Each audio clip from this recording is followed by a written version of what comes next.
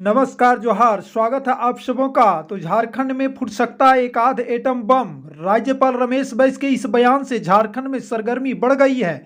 सबके मन में एक ही सवाल है, क्या मुख्यमंत्री हेमंत सोरेन की कुर्सी फिर से खतरे में जा सकती है? मुख्यमंत्री हेमंत सोरेन के ऑफिस ऑफ प्रॉफिट मामले में महामहिम ने क्या कहा, यहाँ पर आपको पूरे डिटेल से बताने वाले हैं, तो वीडियो को शुरू से अंत तक जरूर देखें।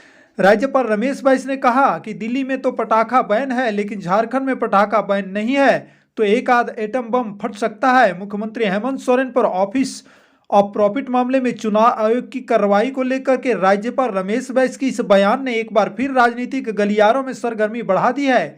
राज्यपाल रमेश बैस इन दिनों अपने गृह नगर रायपुर में हैं। रायपुर में एक टीवी चैनल से बात करते हुए राज्यपाल ने कहा कि सीएम से जुड़े ऑफिस ऑफ प्रॉफिट मामले में चुनाव आयोग से सेकेंड ओपिनियन मांगा है। आपको बता दें कि सीएम से जुड़े ऑफिस ऑफ प्रॉफिट मामले में 25 अगस्त को चुनाव आयोग की सिफारिश राजभवन पहुंचने के बाद झारखंड में गहमागहमी बढ़ गई थी। अब सवाल उठता है कि दरअसल मुख्यमंत्री हेमंत सोरेन से जुड़े ऑफिस ऑफ प्रॉफिट मामले चुनाव आयोग की सिफारिश के 2 माह बाद भी वो फैसला नहीं सुना पाए हैं। राज्यपाल रमेश बैस ने कहा कि वो एक संवैधानिक पद पर हैं, इसलिए आरोपों का जवाब वो नहीं दे सकते।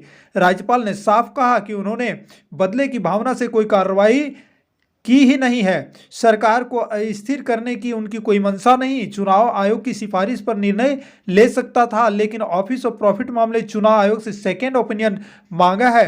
राज्यपाल ने कहा कि उन्हें जांच के लिए आवेदन मिला था, लिहाजा उन्होंने इस मामले को चुनाव आयोग को भेज दिया। चुनाव आयोग से मंतव्य मिला, लेकिन ओपिनियन के बाद टाइम लिमिट के लिए मैं बाध्य नहीं हूं। जब तक गवर्नर संतुष्ट ना हो जाए तब तक ऑर्डर करना ठीक नहीं, इसलिए चुनाव आयोग से दोबारा ओपिनियन मांगा है। सेकेंड ओपिनियन आने के बाद निर्णय लूंगा कि आगे मुझे क्या करना है।